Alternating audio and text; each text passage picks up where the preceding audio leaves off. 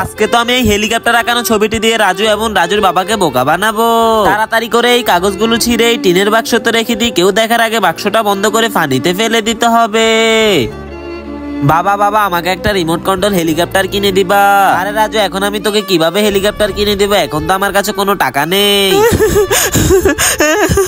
আরে এই রাজু, তাড়াতাড়ি করে নদীতে থাকা কিসের একটা বাক্স জানি এদিকে বেশি বেশি আসতেছে। আরে হ্যাঁ বাবা, তুমি তাড়াতাড়ি করে এই বাক্সটা নিয়ে আসো।